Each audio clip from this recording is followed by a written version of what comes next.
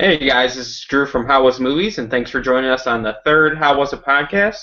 Joining me as always, we got Ryan. Ryan, how's it going? Hey, what's up, everybody?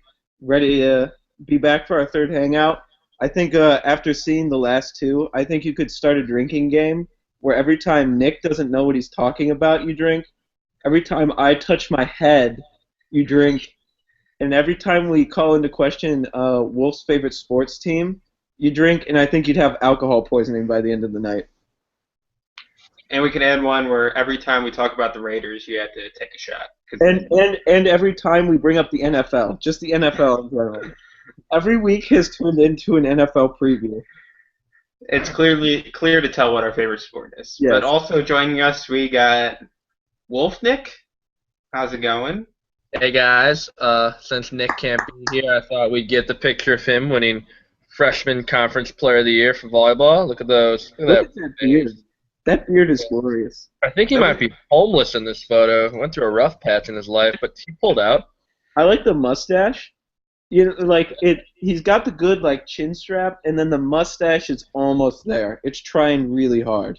I'm gonna hold on to this picture for later after the hangout, but yeah, I'm excited. This will be fun. Can't wait. What do you mean for about after the hangout, Wolf? I'm What's making going a on? collage of Nick photos to put on my ceiling so I can look at them before I go to sleep at night. Nick's missed one show, so he's dead now, right? Like He's on his Yeah. way. this is our in memoriam episode for Nick, right? If we don't see a person for a week, I just assume they're dead. Yeah. Everyone's dead in my book. All right. On today's show, we're going to keep it kind of shorter this week because we've been running long these past 2 weeks. So in the movie section, we're going to do a Star Trek Beyond preview, and then we're going to talk about the latest The Girl on the Train trailer. And then for sports, all we really got this week is we're going to start our college football preview with, we're going to do each of the Big Five conferences, and we're going to start this week with the best of them all, the ACC. Probably not the best, though. Hey, So, That's the Raiders for a little bit. of course. you forgot your Carolina blue polo, Mojo. Me and Wolf got the memo. Heal Is- up. Heal is up, that- right? Is that like a preview of who you're picking for the ACC? Oh God, no. Yeah, you. Wait, let me just say it start off. So in honor of us doing the ACC preview, I think everyone needs to go online and try to find the Miami of Florida video of when they all sing and just rap horrible verses. It features Greg Olson. It's worth a watch. I will find it for you. I will find you a link. I hope you have that for the end of it, just like the Giancarlo Stanton Only know. whack in the face with the baseball. Fucked on the seventh floor. No, I can't wait for that. I can't wait for that. find it. Well, let's jump straight into our Star Trek Beyond preview. I'll say I'm pretty excited for this movie. I'm a big fan of the first two ones. Like diehard Star Trek fans have a problem with Into Darkness, but I'm not really a diehard fan. I thought it was a fun, enjoyable action film. Burley, what's your thoughts on the first two Star Trek and how you feeling about Beyond this week? Yeah, so I mean, like you, I'm not a Star Trek the series. I'm not. I don't watch any of those series, and like, I mean, they're just kind of.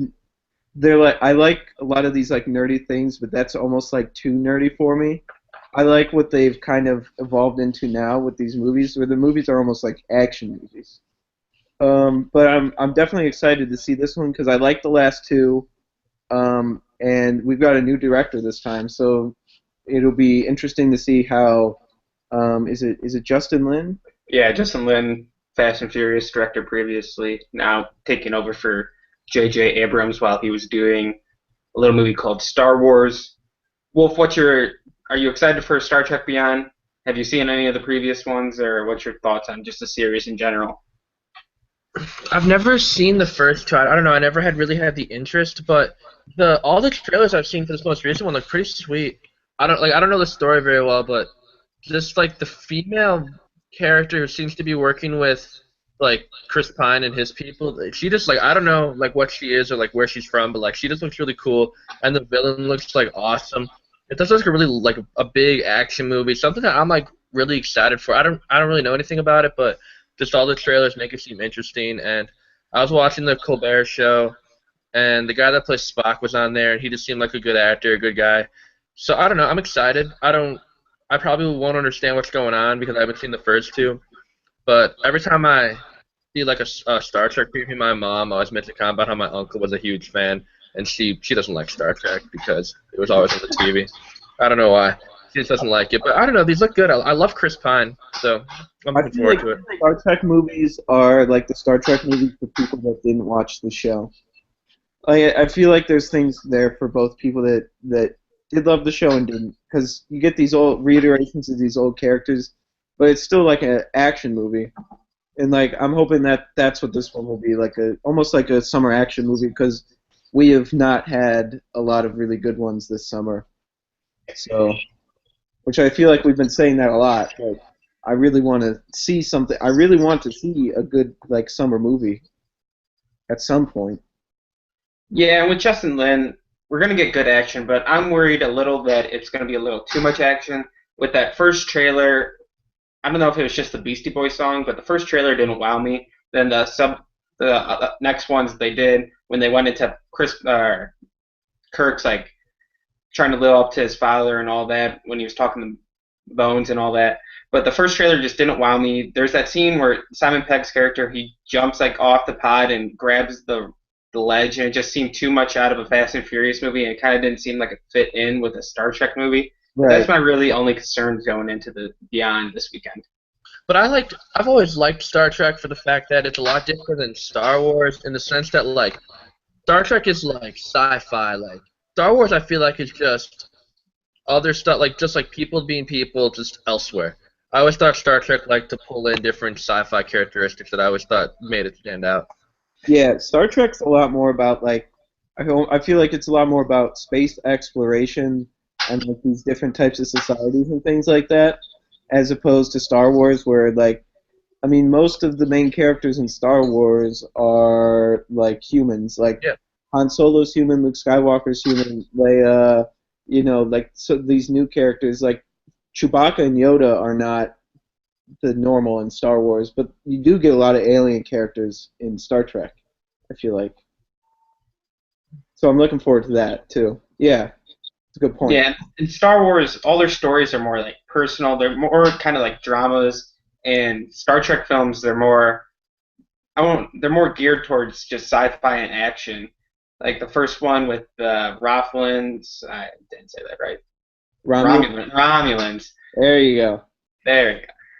But it's like I feel like they're more geared towards action, while Star Wars it has the action elements, but it's more of a personal story about just the main family. Whereas Star Trek, you don't really get that as much. Right. Yeah. Go ahead, Wolf. Like I don't really know what the Star Trek movies are about, but I feel like the Star Wars franchise just I feel like they just keep repeating themselves in their stories, and I feel like every movie they're building like a new what's it called? Like like the big planet that they always keep like blowing up, and like every film I feel like they just keep repeating themselves over and over, and I love the characters of Star Wars. Like, don't get me wrong, I love Star Wars. I'm like watched all the movies over my winter break this past year, but I don't know. I just felt like they got repetitive, and 1, 2, and 3 were just so bad in so many ways, and it just hurt that franchise in a way that I hope 7, 8, 9 can like rebuild. Yeah, well, I mean, Star Trek movies are not without their faults either. Because, like, I know Star Trek fans, like, they have a thing where, like, with the older series, all the even movies are good, and then all the odd movies are bad. So, like, it's kind of similar with Star Wars with a mixed bag. But I'm hoping that, so far they're 2 for 2 on this new series. I'm hoping that they can be 3 for 3. They're making a fourth. I saw. We Yeah. reported that on HWIMovies.com, didn't we? Yeah, check out my article on HWI Movies. The saw fourth that one on there. announced. Good Chris, plug. Chris Hemsworth returning for the fourth one. So we're gonna have father and son George Kirk and James T. Kirk reuniting in the fourth one. And I was saying in the article, I think that's interesting to see how this one plays out with the storyline of him trying to live up to his father, and then in the next one meeting him. Maybe I don't know if he tackles like all those demons inside of just inner doubt about living up to himself, but actually meeting his father in the next one, it'll be interesting to see where that goes. So I saw this story, and let's put our tinfoil hats on here with me for a second. Do you think that okay? So Chris Hemsworth was just in the new Ghostbusters movie, right? So there's a franchise, and then now he's getting interjected back into the Star Trek franchise. Do you think that this means he's going to get killed in Marvel? No, I don't No. think so. Cause You don't think that they'll try and like expedite a female superhero now that they've got a female Thor? You don't think they're going to try and well, they're gonna do Captain Marvel soon. There rumors were not Allison Brie. Allison Brie? Who did uh, Room? so from Room, Yeah, Brie Larson. Brie Larson. Allison Brie's on MoJack. Yeah, But great show. but Thor he's not a character that needs to show up in every movie. Evident with Civil War, he shows up for the Avengers and then he shows up for one of his own personal movies. Maybe they'll try to kill him off in Infinity War because if you read the comic line, people do die in that. But I don't know. I don't see it because he's recognizable as Thor. Everyone recognizes him as Thor. I don't know. It's weird to me that he's like franchising up. You know what I mean? Like he's now tripled down on the franchises that he's in. Yeah, it's all with different studios too. We Yeah. got one with Disney, one with Sony, one with Paramount now. So he's spread all across the board. Yeah. So it was like he knew something was going to happen over here. So he's like, okay, I've got these two to fall back on. One can fizzle out, but I'll definitely have this other one. So I don't know. But It's just a tinfoil hat theory, but yeah, it, because we don't know this extent of his character in Star Trek 4. We don't know if it's going to be like a brief cameo or he's going to be full fledged in the movie. And then his role in Ghostbusters is not a minor role, but it's not as major as a Thor or something. So if right. I were him, the big what? Are What? they gonna make like another Ghostbuster movie after this one? Oh yeah. Yeah, they said pretty much. I think it was Tuesday that Ghostbusters 2 still go, and they're going to go along with another one because they were setting it up at the end. There's a clear setup for a second one, and they said this week that they're still going to go ahead with the second one. Oh, I didn't know that. Huh. I think Sony's like betting, not betting big, but I think they're hoping they can get at least two or three movies out of that. I 'Cause, love the four women. They're a good crew. They worked well together. yeah, I mean, like, if they can get themselves a villain with some substance, I think they'll be good to go. like on the whole, the three of us like that movie. Yeah, all of us did. One, so I But mean, there is one thing we disagree with that movie. You both liked Kate McKinnon. I had problems with her character. That's something we can argue about because I thought at some points her character was just out of place. I was reading somewhere, but they said it perfectly. She always goes for the joke, which I can appreciate, but sometimes it just doesn't fit, and her character it didn't really have that much substance to it. It just was like a wacky character. I think that's like what the goal of her character was, though. Like, these people are hunting ghosts, and like that was crazy to me. And like Melissa McCarthy's character was like out there, but like if you're gonna be hunting ghosts, you gotta have a character like Kate McKinnon who's just like is crazy. And I don't know, I just liked her character a lot. Like I'm a sucker for blondes who are like really weird in movies. I've always been a fan of those type of characters, and I just thought like as crazy as she was, I thought there were points in the movie where like she brought herself back to reality and like could see right or wrong. She wasn't always just going crazy. And that's what I liked about her. It's just like the fact that like even though she was like the crazy one and like was always saying weird things and being weird and like eating Pringles in important moments of the movie, I just liked that like she could still bring herself back, try to like be a part of the plot as more than just like the crazy character. I think she also injected like a lot of energy in that movie.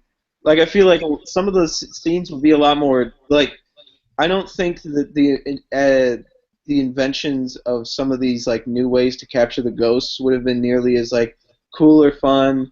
And like I think some of the more like expositional scenes wouldn't have had as much energy in it if she was not in it. Because I mean, sometimes you need like kind of a crazy character like that. And Yeah, I can see where you're coming with that, but isn't that kind of what Leslie Jones' character was too? Like she was that high energy character too. Yeah, but Leslie Jones like didn't really know anything. Like Kate McKinnon was like the mad scientist character who could like yeah, create stuff and like show stuff. Leslie Jones is like the crazy, weird, like what's going on, but I'm just gonna do stuff and like be loud and like kill some ghosts. I just thought like Kate McKinnon was like the mad scientist, crazy, nerdy character who like was building this stuff and like doing stuff, and I don't know, she was just having fun. Like she was really into her role, and I thought that was awesome. Yeah, I thought it worked really well. I think that's the divisive point in the movie for a lot of people as to their overall enjoyment. Like, how much did you actually like Kate McKinnon in that role? But I loved her. I thought she brought a lot of energy, and like the Leslie Jones character, they just didn't. And that is kind of one of my gripes. Like, they didn't give her backstory enough to like be an integral part. You know what I mean? Like, why did you have to have her be the subway person? You know what I mean? Yeah, I know what you're saying. Like she kind of just felt forced in there. Like, oh, she just happened to be there when she saw the ghost, and now she's randomly a part of the team and can do Yeah. everything that the other three can do. It was like they made the exact same mistakes they made with Ernie Hudson, but then now it's Ernie Hudson's niece. Like, so they basically messed up Ernie Hudson twice. I mean, it was just that was one disappointing thing for me. I thought they did a better job with Leslie Jones than Ernie Hudson. I feel like they were just. A little bit, but yeah, I just kind of forgot about Ernie Hudson in that film at times. Everyone forgets about Ernie Hudson. he has one. Leslie Jones like made sure no one forgot about her though. He has one of my favorite lines in the original Ghostbusters, though, where he's in the mayor's office and he's like, "I've seen shit that'll turn you white." That That's a good one. But and Leslie Jones has a couple of good moments, but like, they could have done a little better with her. But on the whole, I like the movie. Yeah, I really enjoyed the movie too. I gave it. It was good for my rating. Check out the review on How Was It Movies on YouTube.com. I just enjoyed the movie. You know, I like this whole summer it's just been Mojo dragging me to movies that are just really bad, that like aren't fun to watch. Like they're fun to watch, I guess, but like you just come out of it being like, wow, like what happened in that movie? Like what was the storyline in that movie? Like why did I go see that? Like Warcraft, I'm still questioning what that movie was really about. But I don't know, Ghostbusters, it had a very clear story. I liked all the Saturday Night Live characters they had thrown in there. They had Cecily Strong in there, who I love. They had the guy at the beginning. I can't think of his name, but he was the tour guide. He's also on SNL. He's in Silicon Valley too. He's also in The Office. Yeah, he was in The Office. Oh God. I can never pull that name. That's Zach, too deep. That's too deep of a cut. Zach, Zach. Oh, Zach. I don't know. But I thought he was cool. I liked his character. I don't know. I just liked the movie as a whole. I really enjoyed it. The action scene with the ghost was kind of cheesy, but I liked when all the people were dancing to Chris Hemsworth's character. I thought that was hilarious. Yeah, that was good. I really liked Andy Garcia too. My favorite line is when Christian Wiig goes up to him and he's like, "Don't be the mayor from Jaws." He's like, "Don't ever compare me to the mayor of Jaws." That was my favorite line in the whole movie. I love how it started off calm though, where it's like, "Don't ever compare me to the man of Jaws." Like it was like it really got under his skin. Like it really bothered him. Yeah, that was a good moment. That was a good moment. Wait a So minute, let's- yeah. Is he in Hunger Games? Oh no, I'm thinking of someone else. No, Whatever. you're thinking of Moving on. Stanley Tucci. Yeah, I am. So let's jump into a new trailer dropped today for The Girl on the Train, based on the insanely popular book of the same name. This is the second trailer that dropped for the film, and I'm pretty excited for it. I really enjoyed both trailers. It kind of gives me like a Gone Girl vibe a little, like a really good mystery. It's directed by this guy, Tate Taylor, who hasn't done that many movies. He directed 2014's Get On Up and 2011's The Help. But what do you guys think of the trailer? How'd you like it? Just into your reference about the Gone Girl-ness of this film book, the book literally. So I started reading the book today because like the trailer really looked awesome, and I needed a book to read. So I went and picked it up, and how the book is structured so far is it'll give you like it will say like morning of a certain date, and then it'll be like about a page of stuff going on, and then after that it'll say evening of this date, and stuff will be going on, and it's just like it got that Gone Girl feel of like. That movie was like really fun about jumping around storylines and dates and just like Gone Girl is just a crazy movie. That movie still messed with me, but I agree with your Gone Girl-ness of the film. But I'm really excited for the movie of The Girl on the Train. I don't really know what it's about. I just know that like something happens with a lot of different narrators and a lot of different characters, and the book is. I'm already like noticing it's good. It has an unreliable narrator setting the stage, and I think those are the best kind of movies where like they do the best to throw you off in one direction because like you're told to see something this way, and I think this movie's gonna have a lot of twists and turns in it. Yeah, I mean the trailer. I don't know what's with the Kanye West song in there. Like that kind of felt out of place, but I'm up to see like a good mystery, and like you said, like unreliable narrator. That's always interesting. It does strike me something is similar to Gone Girl, and definitely the whole like vibe of it is similar to Gone Girl. I just the trailer wasn't really selling me on it, and I'm just kind of banking on the talent that's involved. Like I just really trust like Emily Blunt. Oh God, now I'm blanking on like everybody else's name in the movie. There's Row, Luke Evans, Justin Theroux, whatever. Yeah, Rebecca Ferguson from uh, Mission Impossible Rogue Nation. Allison and Janney, Allison Janney. Rebecca Ferguson. Which Allison Janney, that kind of looks like a different role for her because normally she just kind of comes in and plays like the snarky older woman. Like here it's she's playing like a detective role. So I'll be in the theaters. These just don't strike me as incredible trailers, personally. The first, the different. There's not many differences between the first and the second one. That's one of my big criticisms. Is the second one? It was pretty much the same thing, just a couple more scenes, and it didn't reveal any. I guess it didn't reveal anything more, which is good, but it didn't build on the excitement. My brother read the book and he said it's like the story's insane and it lends itself good to a movie, which has me excited to see it. This author used to be like a journalist, and this is her first psychological thriller type novel. So I don't know. I think that's cool that she got her book turned into a movie that quickly. I don't know about that quickly, but it's like her first novel of this type to become a movie. But these type of books lend themselves to movies. They really do. Yeah, I mean, and we're seeing a lot of like we're like Gone Girl, like that's almost a similar situation. I don't know who did the screenplay adaptation for this, so it's not the same woman. But like Gone Girl had the author do the screenplay. Um, but I don't know.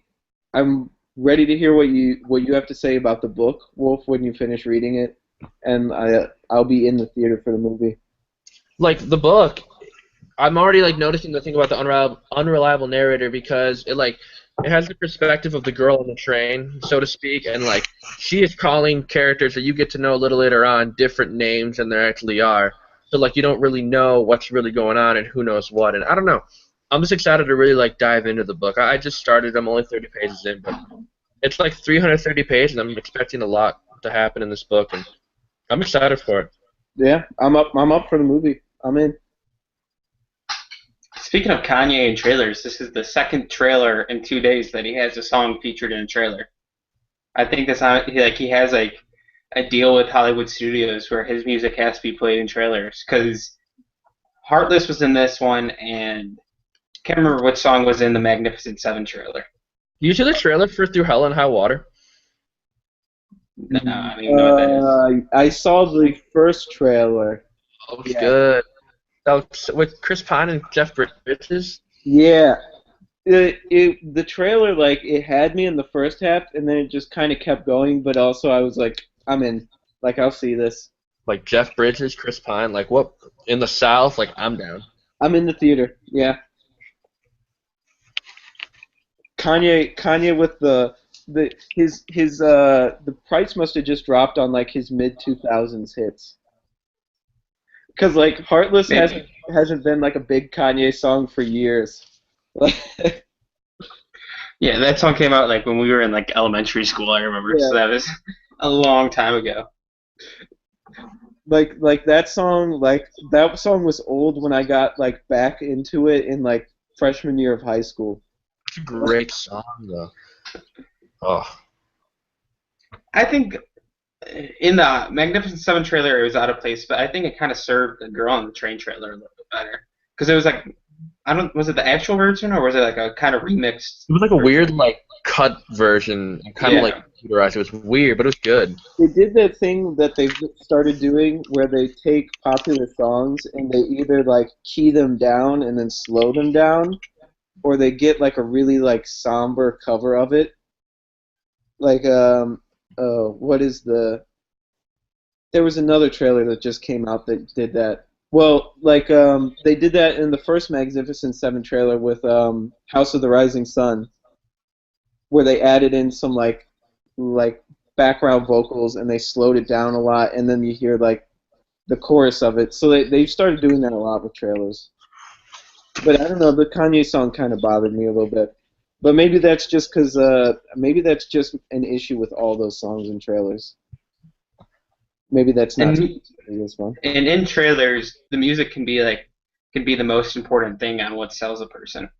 Right. Like in the movies, music is really important, and people don't they don't notice it as much as they do. But in trailers, it's even more prevalent to get people like to go see the movie. You need to have a good piece of music accompanying it as well. I went through. Well, like two of like my favorite trailers recently have been the two Suicide Squad ones, and like how could that not be a great trailer when the two songs that you use are Bohemian Rhapsody and Ballroom Blitz? You know what I mean? Like you would have to epically fail as the professional that cuts trailers for me not to have a ton of energy leaving those trailers. You know what I mean? I went through a phase where I bought anything that was like sold with "Coming Home" by P Diddy in the background. Like I watched the first documentary with like Oprah Winfrey was talking through it, and then I bought the Assassin's Creed game that like took place in America for the Revolution. That song's just so good, and it's just like hits the feels. I'm like, I need to buy that. That's like the most inspirational song ever, I feel like. P Diddy's like a great man. Like, didn't he kill Tupac or something? What did he do with the dumbbell at UCLA? What was that whole incident? Do you guys remember that? Like 2 years ago? I don't remember that at all. A dumbbell at UCLA? What? Did he like throw it through a window or something? No, he like threw it at a person or something. I mean, I don't like look up like P Diddy UCLA training room incident or something, and it was some weird stuff with like weight room equipment. Let me see if I can find it. Remember the USC guy that jumped off a ledge to save his like cousin or something? But he actually was like drunk and fell, and now he's like a safety on the Bungles, I think. Sean, here we go. SBNation.com. Sean Diddy Combs arrested after alleged UCLA kettlebell rampage. In, June of 2015. So this was a this was a full year ago now. Music producer and rapper Sean Combs was arrested at a UCLA football workout Monday afternoon after getting into a physical altercation with a coach. Reportedly, strength coach Sal Alosi and a football intern, according to BruinReport.com. No one was seriously injured. Okay, so I guess kettlebell rampage was a little bit. I want to like see what that is. Like, does he grab a couple kettlebells and like running around throwing it at like people? Because kettlebells are hard to run with. Like, you can like attack people with kettlebells that easily. Yeah, I'm gonna keep reading this while you guys talk. But apparently, he was charged with 3 counts of assault with a deadly weapon, one count of making terrorist threats, and 1 count. Making terrorist threats. What was he like? Threatening to blow up the building with kettlebells? Like, I'm gonna break a window with a kettlebell, and they're like, oh, he's a terrorist. Like that seems a little ridiculous. It was just one of those things where I saw the headline and I was like, you could not make this up. That Diddy gets angry and starts like whipping a kettlebell around. That's like, that's actually a kind of good segue into our sports section this week. That kind of is, isn't it? That like worked itself out perfectly. It's not an SEC team, but it is college football. So this week we're starting. Oh, what's going on? This week we're starting our college football preview. We're going to do each of the big five conferences. We're going to start with the ACC this week. So I guess I'll let Hurley start it out since he seems to have the most research done for this. Well, okay, so just a quick question, just a peek behind the scenes for the viewers. So, do you just want me to start off with my conference winner, my surprise team, and my worst team, and go from there? Just an overall synopsis here. Yeah, just do your winner, go winner, worst, and then surprise as your last one. Okay, so for my conference winner, I have Florida State. I feel like with either of the conference winners this year, it's between Clemson and Florida State. It's always between Clemson and Florida State. I took Florida State just because I like Dalvin Cook a lot. My worst team is Syracuse. Syracuse is not like so. I went through and I did the analysis, and then I was looking at their schedule. They are favored to win in 3 games. Only favored to win in 3 games. In 2 of the games that they are favored to win by less than 60, or they are favored in the 50s. So that could really go either way. That's a toss-up, and they're not favored to. So I just am not getting a warm and fuzzy feeling about Syracuse. And then my surprise team, gotta hold them up. The U, baby. I'm feeling good about the U this year. They got Mark Richt, who is, I think, far and away better than any coach that they've had in the past 10 years. Right? They've got a talented recruiting class. Right? Their quarterback is returning, which he didn't really put up great numbers, but I think it's good to have experience on the college level. You really just and he will be better coached by far this year. Their running back Yearby is there. Lots of analysts are saying that they think he's going to have a big year. As far as like downsides for this team, my only real one was that they don't have like a clear number 1 wide receiver. But I think if you've got like an average quarterback and you've got this running back that everybody thinks talented, I think you just lean on him this year. And they don't really have that tough of a schedule. I mean, they've in non-conference they've got Florida A&M, Florida Atlantic, and Appalachian State. So I think this could shape up to be a pretty good year for the U. But those are my 3 picks. Interesting with the Syracuse pick because the last couple of years they've been on the rise, but I could see them falling back down because they're never going to be at the top of the conference. But yeah, they're in like that deadly like middle range, and really like even for being on the rise, they were 1 loss away from being tied for the worst overall record in all the conference. Because I've got the win losses here. So last year, Wake Forest, Boston College, and Georgia Tech were all sitting at 3-9. Syracuse and Virginia were only at 4-8, and then you take a jump up, and the next 2 worst teams are NC State and Virginia Tech at 7-6. So I just don't see Syracuse making that leap into a 7-6 team this year. I think they get worse. I think they degress this year. Interesting. Wolf, what was your picks for the ACC this year? I'm guessing best team is like I know you guys keep talking about how Clemson and Florida State are like a 2-team race, but like I think Louisville is going to be really really good. But they got a lot of things they have to like figure out for themselves. Like they have a really good quarterback, but the question is can he be protected, and that's something they don't know yet. So I think the comfortable pick here is to go Clemson. Because personally, as a Browns fan, I'm very interested in how the ACC turns out because the 2 quarterbacks that everyone thinks the Browns might take are both in the ACC. In Clemson's Deshaun Watson and Miami of Florida's Brad Kaaya. I don't know how to pronounce it. Yeah, Kaaya. Mm-hmm. So, like, I'm very interested to see how that all turns out. But I think Clemson, like, I don't love Dabo Swinney because he annoys the crap out of me. But, like, I mean, he's a great coach, and I think Clemson's going to win this conference. I don't know if they'll beat Florida State per se, but I just think they're the better. I think they will win the conference. Because Florida State is stacked with Dalvin Cook. And that team just always knows how to build. And, what's the coach's name? Jimbo Fisher. Jimbo Fisher, like he knows how to build a team. Like he learned from his father. Yeah.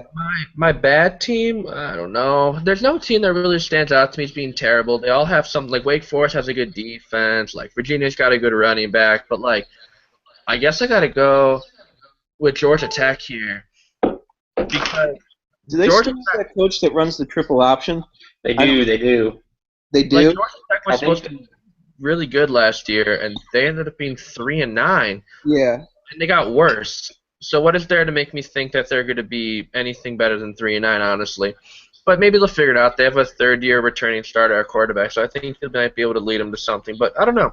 I just don't have a lot of faith in Georgia Tech. Neither did I when I was going through. And for a surprise team, I don't know. Like North Carolina, they're going to be good. They're going to be really good. I don't know if they're going to be surprised though because like they were good last year. Yeah, like they won their side. That was my big thing too. Was like, am I able to say it's a surprise if North Carolina won their half of the conference last year? Because I think they're stacked this year, kind of. They're going to be. I mean, they just have to fix. They have a new quarterback coming in, but it's not like it's some young freshman who's never played before. It's a junior who's been there for 2, maybe 3 years, getting reps behind the starter. So I mean, it's not like they're going to be losing too much there. But I guess my surprise, I want to go Miami of Florida too, but I don't know. I watched Mark Richt's Georgia's team just be so talented and lose games that kept them out of big bowl games every single year, which is why he was no longer the coach at Georgia. So like, I think it's a huge upgrade over the guy that had planes flying around that said fire. What was his name? Fire Al Golden. Al Golden. Fire Al Golden planes everywhere. You're not going to get that with Mark Richt. You're going to get consistency. You're going to get winning years, and he's going to be able to develop Brad Kaya. But my surprise team is going to be Louisville. Like everyone knows that they're going to be good, but I think they're going to be really good. Like they're going to be up there with Clemson and Florida State. They're going to get double-digit wins. They're going to be up there. They're going to fight and maybe even take second in that conference away from Florida State or Clemson. Yeah, Louisville, they're just getting back after Strong left. Strong built that program up, and now it's just this, I don't know, the new coach. Bobby Petrino, he loves women, doesn't he? In Arkansas, when he had that girl on the bike, like, he's a shitty man. But it's that guy. The guy got fired? he can coach football, though. Coach. I can't tell if the whole thing with Bobby Petrino was just like I can't tell if it's like a Rich Rodriguez thing. Like, do you remember him? People thought he was amazing because at West Virginia they put up a lot of points, right? And then he went to Michigan and they couldn't really score. So like, but Rich Rodriguez is building that Arizona program back up right now. Like he never got really his chance in Michigan to get his guys. Like I just don't know. I think the jury's still out on Rich Rodriguez. He belongs somewhere like Arizona or West Virginia where like. That's like they're a good school, but neither of those schools are football schools. Like West Virginia and Arizona are both known for their basketball teams. At least that's how I see it. Right. So he can like go to a school where like he doesn't have to like be like he doesn't have to go to Michigan where like the pressure all over the place from the boosters, from the fans, from the alumni. Like I don't know, he can just go somewhere where a little more chill. They're just having fun, but they're still in a big power conference. Like I mean, I just think irregardless of like recruiting, like Rich Rodriguez, you should be able to go to Michigan and field a team that plays well on like a weekly basis. Like even if you're not getting your guys, they should at least be doing the fundamental things right. And they were messing up a lot on those in Michigan. I don't watch a lot of college football, to be 100% honest, so I haven't watched very many of his games that he's coached at Arizona. But I feel like Bobby Petrino is in that same kind of area. I think the jury's still out on them both. No one watches the Pac-12 games. That's why they never get included in anything, because they're on so late. That's why no one knows if Oregon's really as good as they say they are. Right. Petrino, he had a couple really good Arkansas teams. Yeah. Like, they went to a couple big bowls, and then he had that one year where they're like ranked 8th overall, and then they lost to Louisiana Monroe, like Monroe in week like 2 or something. But he had a couple really good teams, and that Louisville program has been known to be good before. They played in Orange Bowl, I want to say, with Strong. Right. And they went to a couple bowl games with Brian Kelly before before Strong. So yeah, they could be good. oh wait, no. No, he was at Cincinnati, wasn't he? Oh, Yeah. I'm mixing the two up. Yes. Bobby Petrino, he had the Jones Darren McFadden team that was so good. Team was incredible. Darren McFadden and Felix Jones. Yeah. Yeah. They were both first-round picks. Felix Jones had a pretty good career in the NFL. He didn't last long, but he was a good punt returner for a while. he was. He played on the Cowboys. He did. Good. And McFadden's still going now on the Cowboys. Now. Wait, this just in. Darren McFadden blew out his knee. Yeah. No, remember he did break his hand or his forearm trying to save his cell phone, like right at the beginning of June. I remember that. Guys, I just got a phone call. A butterfly landed on Darren McFadden's arm, and his arm broke. So he's out for the season now. I don't know why people in Dallas were calling me, but I was the first one they called. They missed out Jerry Jones and got to you first on accident. Yeah. Are you one of Chris Broussard's sources for the NBA? No comment. Okay, I'm going to get into my ACC picks. For winner, I have Clemson. They have Deshaun Watson returning. It's going to be him and Fournette fighting it out, I think, the whole year for that Heisman.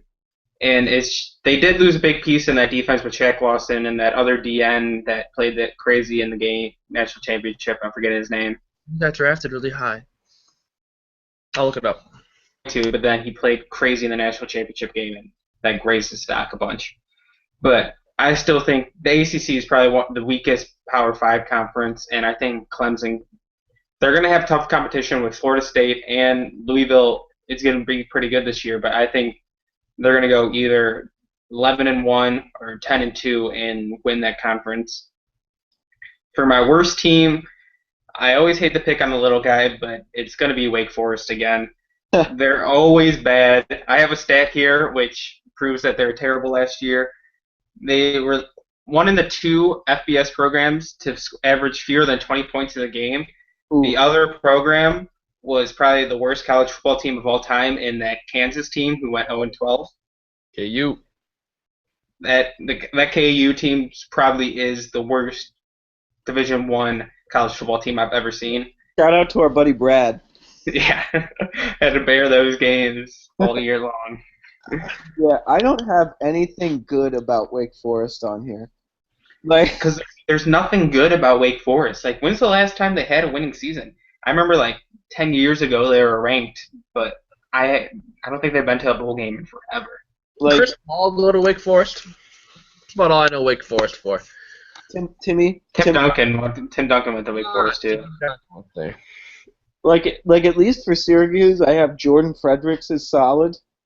Wake Forest, I just have tied for worst record in conference in weak recruiting class. That's all I have for them. And then for my surprise team, it's actually Wolf's worst team in that Georgia Tech. Oh. Georgia Tech, they had a really disappointing in a 3-9 year. They were ranked at the beginning of the year, and then they just fell off the wagon. They did have that crazy block field goal against Florida State to win the game. But they do have that returning starter. The year before they went 3-9, they won the Orange Bowl with him. And I just think that team can get bad. The triple option, if you have the right people in place, it's hard to stop. You have the right quarterback who can read the DN right, which I think this guy can in his third year. You have a good guard pulling. If you have all that, you have a good fullback running up the middle. And I think they can do it. They can surprise everyone and maybe go 8-5, maybe 9-4, and maybe win that other side of the conference, which is really weak. What do you got? Duke, Miami. I mean, I think North Carolina is stronger than Georgia Tech. North Carolina's returning two of their. I mean, they lost Marquise Williams, but they're returning Ryan Switzer and Elijah Hood, and they have a fairly easy non-conference against the team that I root for in college football, Illinois, University of Illinois, and then versus James Madison. So that's their non-conference schedule. And it's just hard to put up points the way Georgia Tech needs to in that triple option. Like it's not like they're in the Big 12 where people put up 50 points a game, but it's hard to score in that triple option the way you have to in college football. They just got lambasted by injuries last year, and like, I just hope that doesn't happen again. If it doesn't happen again, I completely agree that they could be maybe, I don't know about 8-5, 9-4, but I think they could definitely qualify for a bowl game, like six Yeah. and.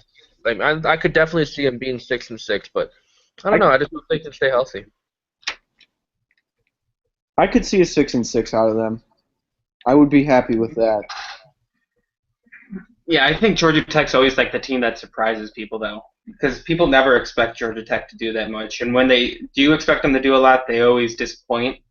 It's always like there's always those teams where they always rank high and then they suck, and then some years they're not ranked and then they pull out a top 25 season out of nowhere, pretty much. Like your proverbial Boise State teams. Yeah. That's always what happens with Boise State. I always struggle to talk football for the ACC because there's just so many teams in there that I like have so much better at basketball, and I'm a college basketball guy. So whenever I think of Duke versus North Carolina, I just get excited. But then I'm like, oh, they're playing football, and they're probably going to be a shootout because neither of them ever have defenses. So I don't know. I struggle to get there, but I'm excited. That Duke program has been getting better. It has, They won their first bowl game last year since like the '60s, I think. Yeah. And I don't know what their coach's name is, but it's like Cutcliffe. That's his last name. I'll trust you. And they should have won. They should have won that Cotton Bowl versus Johnny Football, where he like led them back from down like 38-10. I remember that. That was crazy. Johnny Football. How do you feel about Johnny Football, Wolf?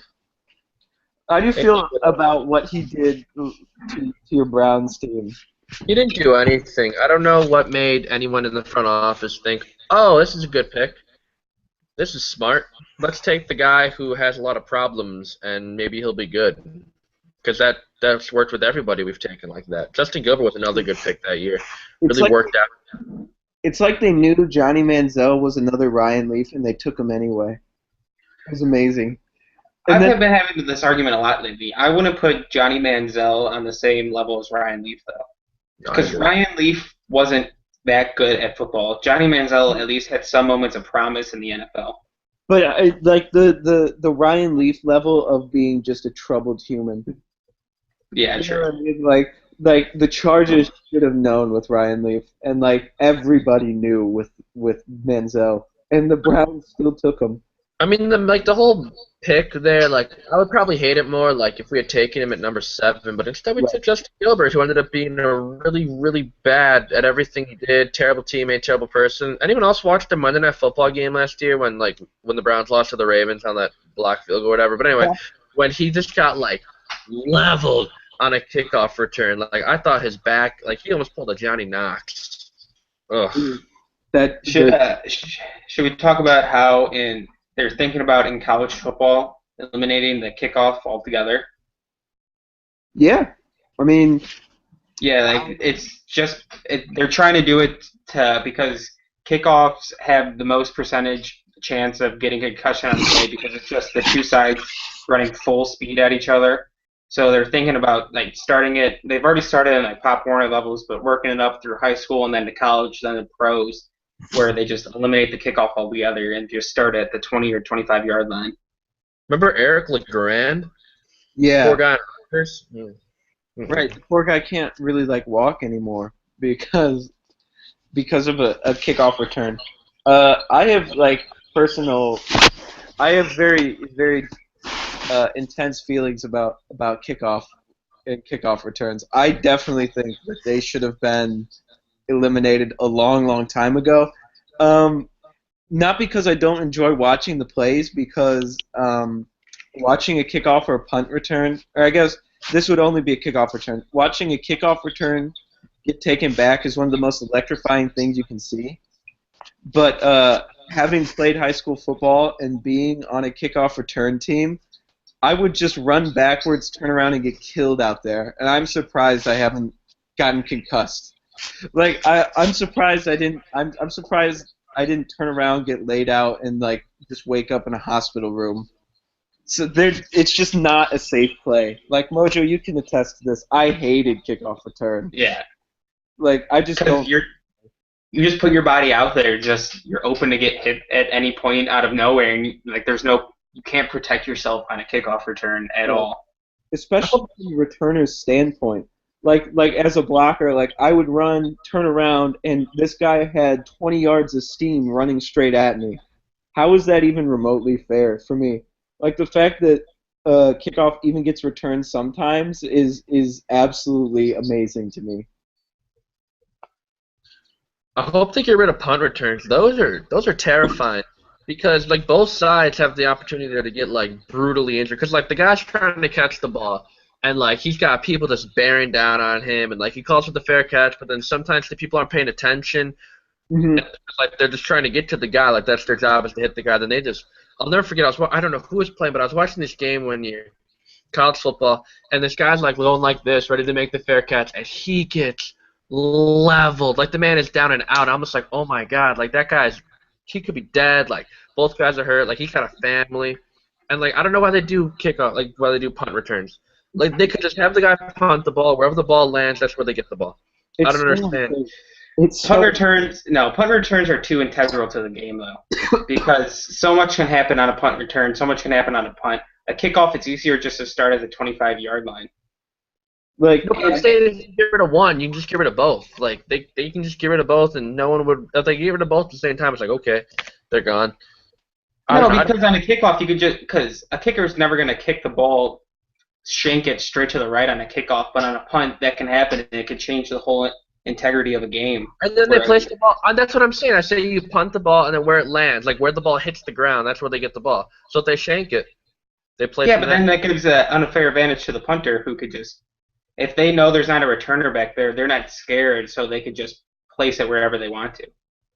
I think But like they're just so full of injury. So I don't know. And punt returns is less because like on those big plays where they get hit, it's better that the guy's not moving compared to both of them moving full speed at each other because there's less injuries bound to happen with the guys not moving going at the same direction, full I speed. don't think it's fair for the punt returner who has to try to catch this ball as people are bearing down on him. I just like that. That would just be terrifying to me.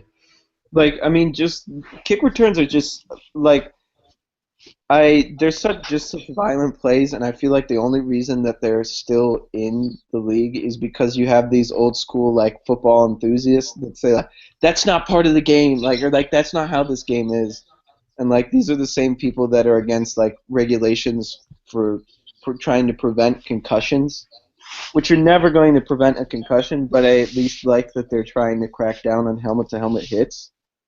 So like yeah, I think this is a perfectly good idea to cut out these kickoff returns.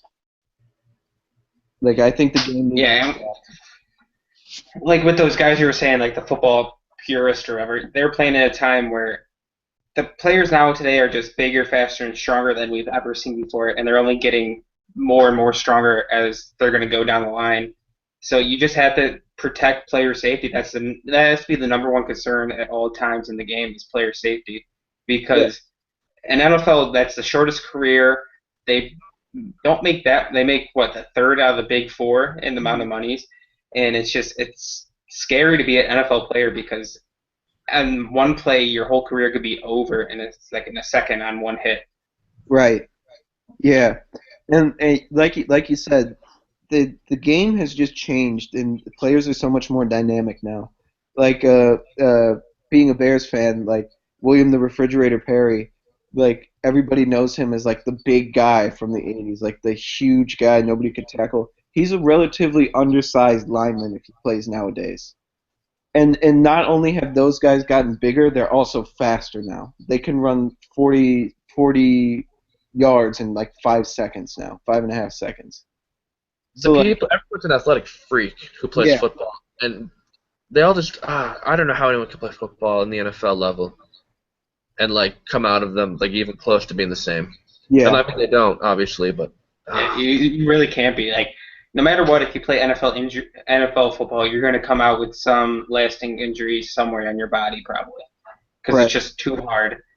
Because everyone's just too fast, and that's part of the reason why Johnny Football Like, I always thought he was a decent player, but he was never going to be a superstar like he was in college because he couldn't outrun linebackers anymore. Everyone was just too fast for him. He didn't get edges anymore.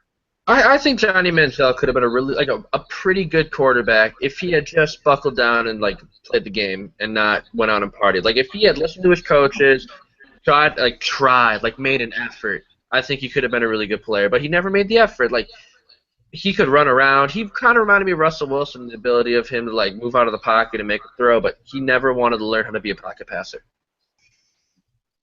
Yeah, I mean, I think Johnny Football had a chance to be a decent quarterback, not a great quarterback by any means, but like, yeah, like you said, he just did not have like a willingness to learn. I mean, he was just fine with taking his paychecks and going out and like partying, and then he kind of like half-heartedly saying he was going to quit, and then continuing to do it, and then I think the Browns just got fed up, and I don't think other teams will take a chance on him. He's got to be clean for a long time before anyone even thinks about putting any amount of money on him. Right. I don't think we'll ever see him play another snap in the NFL. I think it's just too far gone now. I think you're probably right. So we've been going for like an hour here, so I think it's a good spot to wrap it up. So let's just tell them where you can find yourself, Hurley. Yeah, so I'm on Twitter at Hurlinator3423. I think on Instagram it's at the Hurlinator3423. I don't know. It's always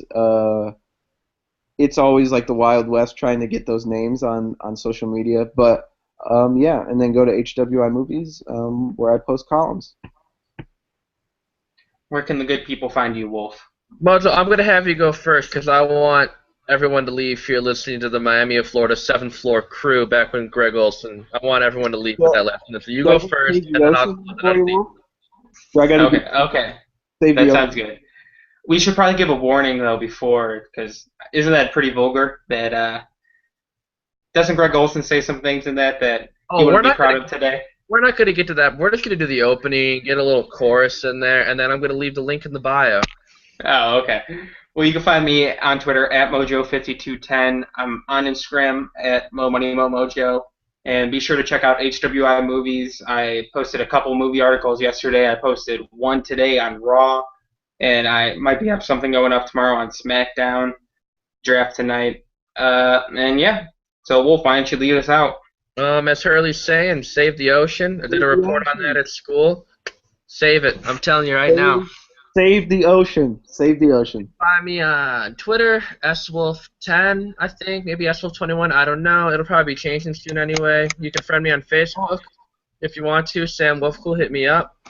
Yeah, and I just wrote an article there. Oh, yeah, I've been doing Sam's Quick Six, which is just my platform to just, be me, write a little thing about sports here and there. And I might try my hand at a book review. I don't know. We'll see how that rolls along. So, on the way out, copyright to YouTube on this one, and the 7th Floor Crew, hit a little Miami of Florida, singing to you guys.